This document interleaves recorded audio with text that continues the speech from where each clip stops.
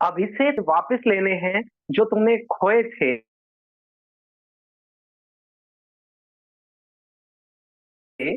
अभी से थक गए, खोए थे और अभी से थक गए। अभी तो तुम्हें वहां हंसना है जहां तुम रोए थे। अभी तो वहां हंसना है जहां तुम रोए थे। तो इन्हीं शब्दों के साथ आपका एक्सप्लोरिंग एजुकेशन स्वागत करता है एक और जीके के प्रैक्टिस सेट क्वेश्चन नंबर 8।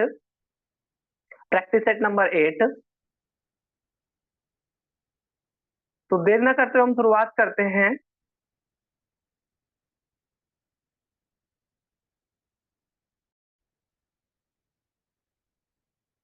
तो पहला क्वेश्चन कह रहा है who is known as the lady with lamp.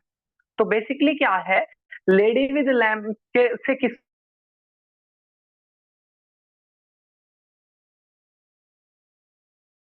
जाना जाता है? तो ये एक महिला मदद के लिए, मानवतावादी मदद के लिए बहुत ज्यादा फेमस थी, इस वजह से इनको लेडी विद लैम्प कहा जाता है।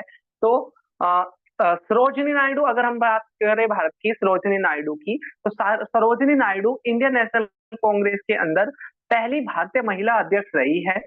मदर टेरेसा की बात करें, मदर टेरेसा उन व्यक्तियों में से है, उन महिलाओं में से है जो भारत में आई, मैसिडोनिया से भारत में आई। यहाँ उन्होंने चैरिटेबल काम करे और भारत सरकार ने इनको यहाँ की नागरिकता भी दी। और इसका सही आंसर है फ्लोरेंस नाइटिंगेल। इन्होंने युद्ध में घायलों की बहुत ज्यादा मदद करने के लिए और नर्सिंग के लिए बेसिकली जानी जाती है। तो फ्लोरेंस नाइटिंगेल पहले क्वेश्चन का क्या हो जाएगा? सही आंसर हो जाएगा। The government of which state has instituted the Tansen सम्मान। अब अगर जिस बच्चे को ये पता है कि तानसेन कहां से जुड़े हुए थे, तो तानसेन जुड़े हुए थे मध्य प्रदेश से। मध्य प्रदेश के ग्वालियर से जुड़े हुए थे आपके तानसेन। और जो अकबर की नवरत्नों में से एक आते हैं। और एक क्वेश्चन आता है कि भाई अकबर के यहाँ से पहले जो तानसेन थे वो किन के यहाँ पर अपना संगीत या अपनी सेवा दिया करते थे? इसका आंसर आपको कमेंट बॉक्स में बताना है। नेक्स्ट क्वेश्चन की बात करें,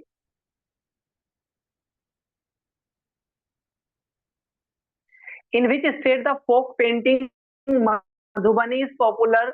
मधुबनी जो है वो मधुबनी जो है वो कौन से राज्य में फेमस है? तो मधुबनी जो है वो आपका वेस्ट बंगाल में है कि उड़ीसा में है कि असम में है? तो जो मधुबनी है वो बिहार में है। ठीक है, बिहार में है मधुबनी।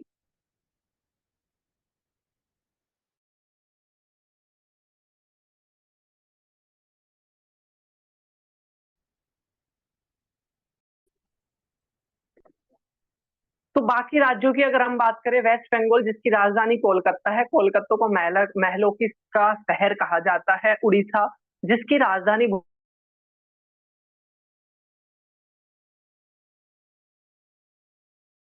भुवनेश्वर है, जो सन कोणार्क टेम्पल आता है। असम जिसकी राजधानी दिसपुर है। और कामाख्या देवी मंदिर के लिए आसाम जाना जाता है। तो उससे एडिशनल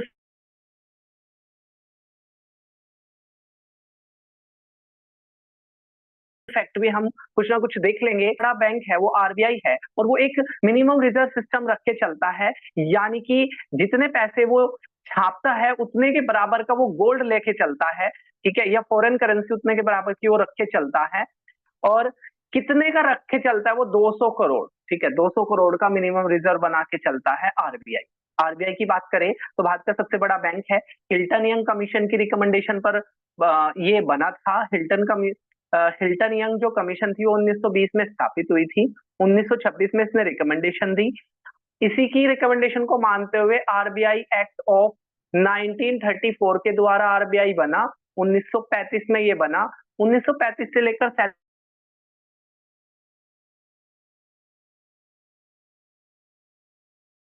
37 तक इसका हेडक्वार्टर कोलकाता रहा। इसमें संजय मल्होत्रा जी काम कर रहे हैं। अगले क्वेश्चन की तरफ बढ़ते हैं। हाँ, और इसका नेशनलाइजेशन हुआ था 1 जनवरी 1949 को। नेशनलाइजेशन मतलब ये एक सरकारी कंपनी, सरकारी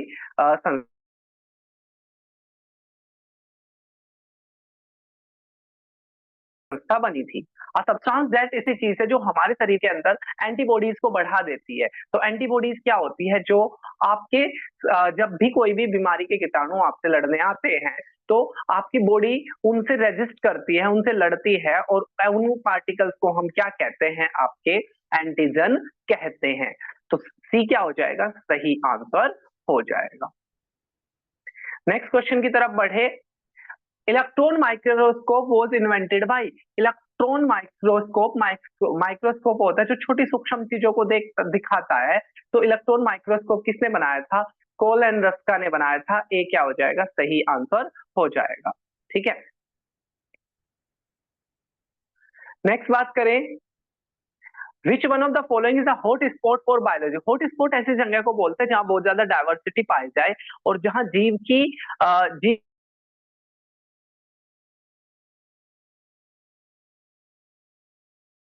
जीव की ग्रोथ के लिए, वृद्धि के लिए हॉट स्पॉट पूछा इनमें से कौन था? तो जो भारत का जो वेस्टर्न घाट वाला हिस्सा है ना, ये हॉट स्पॉट के रूप में जाना जाता है। भारत में 4 हॉट स्पॉट है।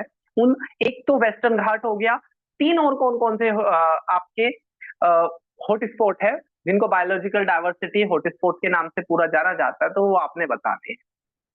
नेक्स्ट क्वेश्चन की तरफ बढ़े। The longest river of peninsular India.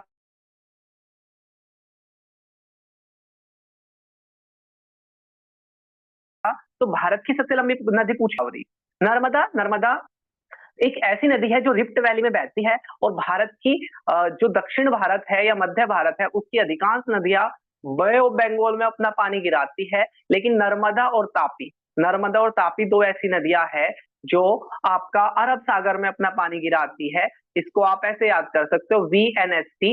We मतलब विंध्याचल माउंटेन, एन मतलब नर्मदा रिवर, एस मतलब सतपुड़ा माउंटेन और टी मतलब तापी। इसके अलावा बात करें महानदी। महानदी जो नदी है उसका जो अधिकांश जो हिस्सा है वो उड़ीसा में है। उड़ीसा के लिए फेमस है ये। कावेरी भी साउथ इंडिया की नदी है। नेक्स्ट क्वेश्चन की बात करें, कन्वेंशनल लेन। तो बेसिकली कह रहा है बारिश ना 3 तरह की होती है। पहली कौन सी होती है? कन्वेंशनल लेन यानी कि संवहनी वर्षा। इसमें क्या होता है? पानी, ये पानी है,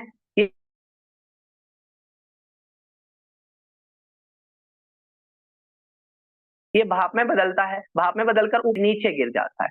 इसमें जो प्रोसेस इन्वॉल्व होते हैं वो पानी का भाप में बनना, इवापोरेशन, भाप का क्लाउड में बनना, कंडेंसेशन।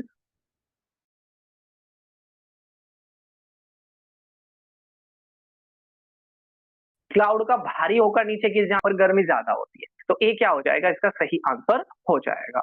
इसके अलावा और 2 बारिश की बात करें। एक होती है फ्रंटल रेनफॉल, यहां से पानी गर्म हुआ, पानी गर्म होकर भाप बना, भाप हल्की होती है, वो ऊपर उड़ गई, थोड़े से ऊपर गई, टेम्परेचर कम था, तो टेम्परेचर कम था तो ये जो हवा थी अभी जो गर्म थी ये भारी हो गई और भारी हवा नीचे की तरफ सबडक्ट होती है। तो ये नीचे की तरफ आई, जैसे ही नीचे की तरफ आई तापमान फिर ज्यादा हो गया, तापमान ज्यादा हो गया, फिर ऊपर उठ गई, ऐसे गोल गोल घूमने लग जाते हैं। इसको फ्रंटल या साइक्लोनिक रेनफॉल बोलते हैं। ये कोस्टल इलाकों में ज्यादा आती है। इसके अलावा तीसरी तरह की बारिश की बात करें वो होती है ओरोग्राफिक। जब ये पानी में नमी वाली बूंदे किसी फिजिकल बैरियर जैसे कि माउंटेन या माउंटेन से या माउंटेन की किसी पीक से जाकर टकरा जाते हैं तो बारिश कराते हैं, ऐसी बारिश को हम बोलते हैं ओरोग्राफिक।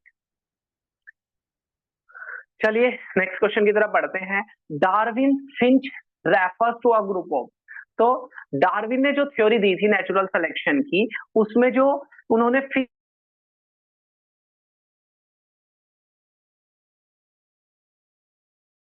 जो वर्ड यूज किया था वो किसके लिए उन्होंने यूज किया था? ठीक, क्या हो जाएगा? सही आंसर हो जाएगा। पहले क्वेश्चन से आता है ना, थ्योरी ऑफ नेचुरल सिलेक्शन किसने दी थी? Charles Darwin. Where has the world largest monolithic statue of Buddha. तो लिथिक मतलब होता है पत्थर और मोनो होता है सिंगल या छोटे। तो जो मोनोलिथिक पत्थर से यानी कि एक ही पत्थर से बनी हुई जो गौतम बुद्ध की जो स्टैचू है वो दुनिया का सबसे बड़ा स्टैचू, वो कहाँ? तो बैमियन। ठीक है, बैमियन। ए क्या हो जाएगा? सही आंसर हो जाएगा। ठीक है, बैमियन में ये मिला है। गौतम बुद्ध की बात करें तो इन्होंने बौद्ध धर्म की स्थापना करी थी। इनके बचपन का नाम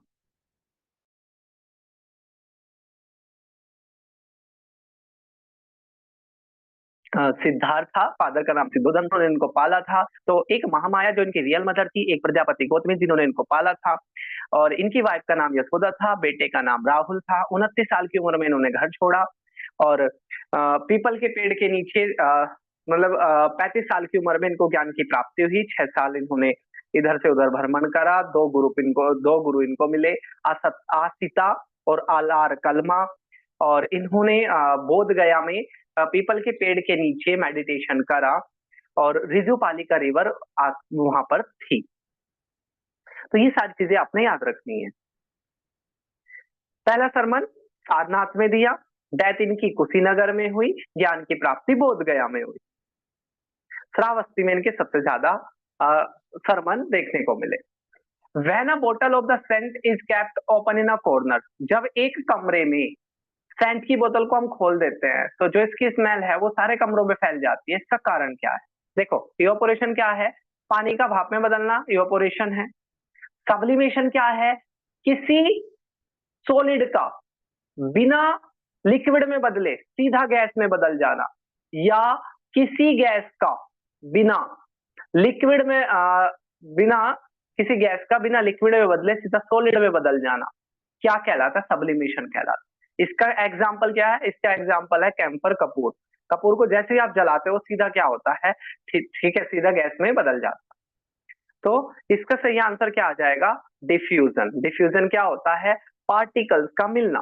पार्टिकल्स का मिलना। जब आप अगरबत्ती जलाते हो तो जो अगरबत्ती के अंदर जो सॉलिड पोर्शन है वो जलकर किसमें बदला? एयर में बदला, और एयर के पार्टिकल से जाकर वो मिल गया। तो ये कहलाता है डिफ्यूजन। ये डिपेंड करता है टेम्परेचर पे। जितना ज्यादा टेम्परेचर होगा उतना ज्यादा डिफ्यूजन होगा। इसी वजह से गर्म खाने की स्मेल आपकी दूर से ही आ जाती है।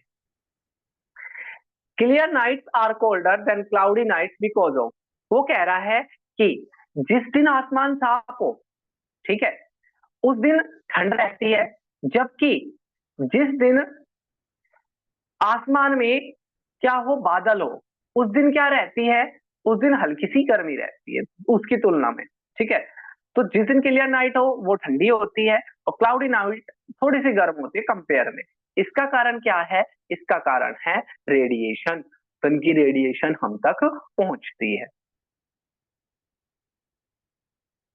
बाकी प्रोसेस की बात करें, इंसोलेशन, सन की लाइट का पृथ्वी तक आना इंसोलेशन है। कंडेंसेशन, जो जैसे बादल है, बादल भारी होकर किसमें बदल जाते हैं? लिक्विड में बदल जाते हैं। इस प्रोसेस को हम कंडेंसेशन बोलते हैं।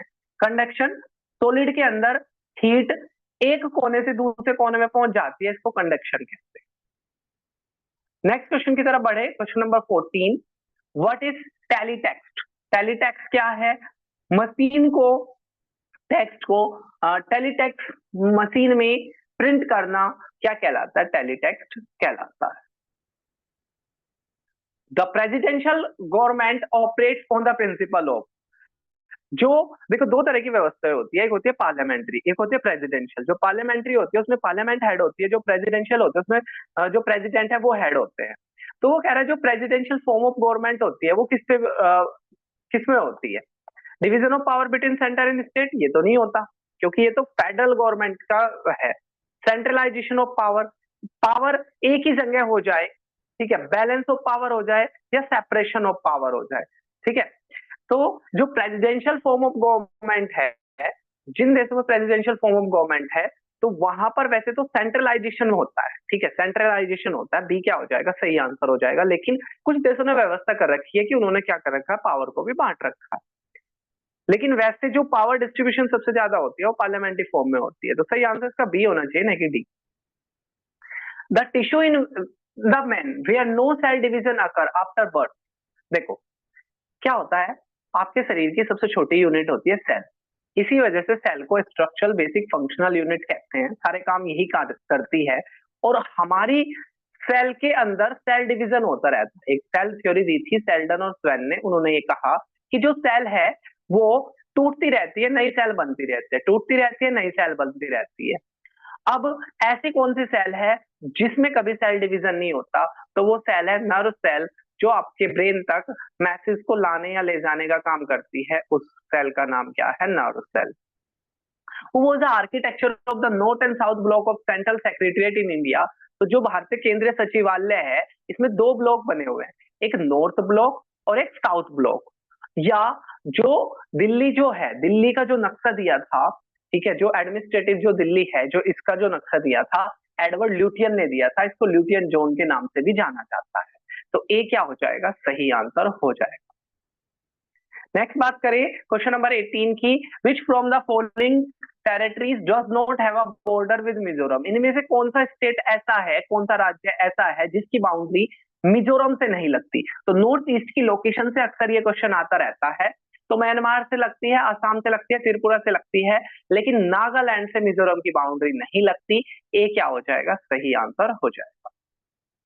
नेक्स्ट क्वेश्चन की बात करें, यूनाइटेड नेशन कब बना था? 24 अक्टूबर 1945 को, 24 अक्टूबर 1945 को संयुक्त राष्ट्र बना था।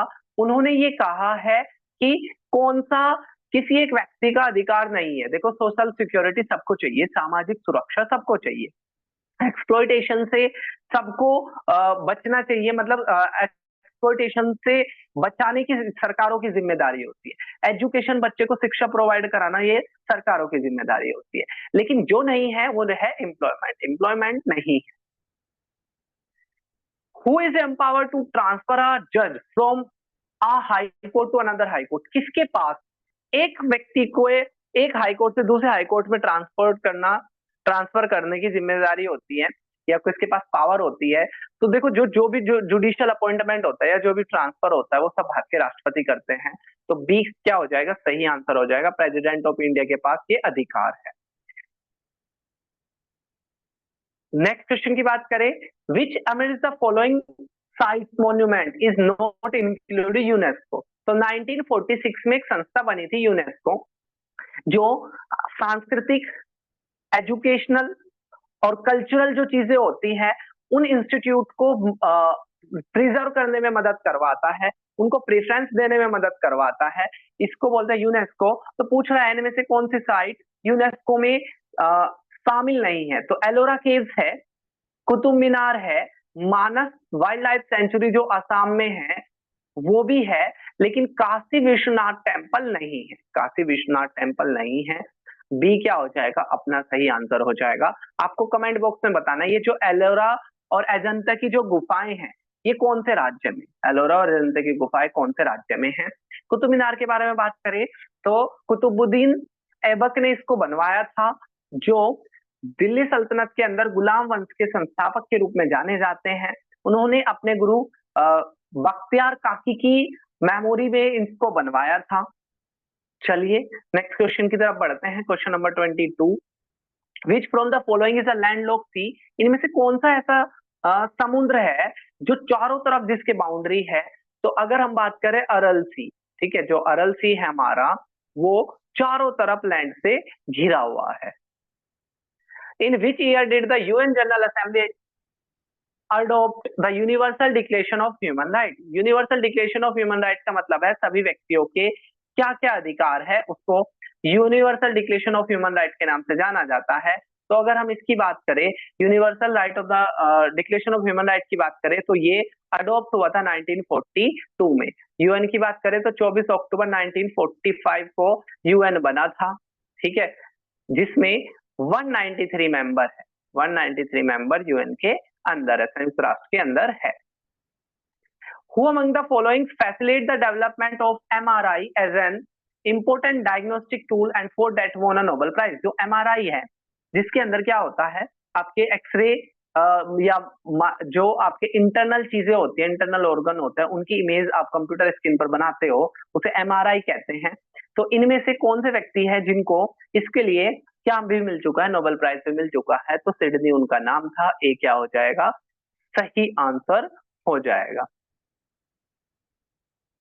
What is the maximum time interval permitted between the two session of parliament. Bharat की जो संसद है उसके दो सेशन के बीच में कितना गैप हो सकता है? तो देखो भाई, कॉन्स्टिट्यूशन में ये लिखा हुआ है कि जो मैक्सिमम जो गैप है वो 6 महीने का हो सकता है, 6 महीने का ज्यादा का नहीं हो सकता। इसका मतलब 2 साल भर के अंदर 2 सेशन होना जरूरी है। भारत में 3 सेशन होते हैं। पहला सेशन बजट होता है जो सबसे बड़ा सेशन होता है, उसके बाद मॉनसून होता है, और सबसे लास्ट होता है विंटर सेशन जो सबसे छोटा होता है।